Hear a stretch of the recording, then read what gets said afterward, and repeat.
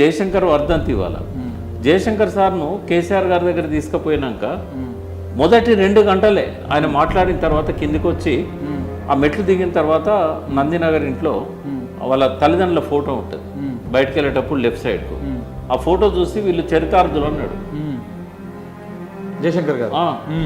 ఎందుకు నేనేం మాట్లాడలే కార్లో కూర్చున్నాక అడిగిన ఇంకోటి పైన మెట్ల మీద దిగిపోయేటప్పుడు కేసీఆర్తో సెకండ్ తీసుకొని రావు సాబ్ మీరు తెలంగాణ చేస్తారనే నమ్మకం నాకు బలపడ్డది అన్నాడు.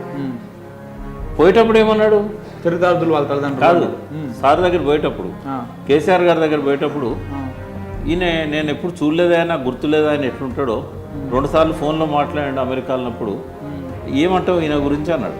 అంటే నేనైతే ఆయనతో చాలా రోజుల నుంచి కూర్చుంటున్నా సార్, ఇంట్రెస్ట్ అయితే ఉన్నది, బట్ ఆయన వచ్చేది మెయిన్ స్ట్రీమ్ పాలిటిక్స్ నుంచే, మనకు అటువంటి వాళ్ళు దొరకంది మనకైతే ఇది కాదు ఇది అంటే ఎవరైతే ఏముంది నినాదాన్ని నిలబెట్టాలి కదా, ఆయనే ఉంటాడని గ్యారెంటీ ఉన్నది తెలంగాణ వచ్చేదాకా.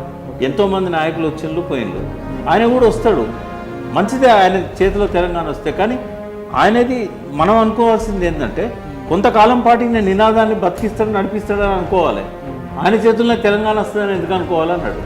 అదే రిటర్న్ దిగేటప్పుడు కార్లో కూర్చున్నాక ఏంటి సార్ మీరు పోయేటప్పుడేమో ఇట్లన్నారు, మళ్ళీ ఆయనతోనే మీ చేతిలో తెలంగాణ వస్తుందని నమ్మకం కలిగిందని అన్నారు, కిందకు వచ్చి వాళ్ళ తల్లిదండ్రులను చరితార్థులు అన్నారు. అంటే నిజంగా ప్రకాష్ నాకు ఎందుకో కేవీ రంగారెడ్డి దగ్గర నుంచి ఇందిరారెడ్డి దాకా తెలంగాణ నాయకులు అందరూ నాతో కూర్చున్నారు, కానీ ఈయనంతా సునిశ్చితంగా ఒక్కొక్క ప్రశ్న వేసి సమాధానాలు రాబట్టుకోవడంలో ఆయన సీరియస్నెస్ నాకు కనబడ్డది, ఆయన కళ్ళల్లో ఒక ఆర్తి నాకు కనబడ్డది.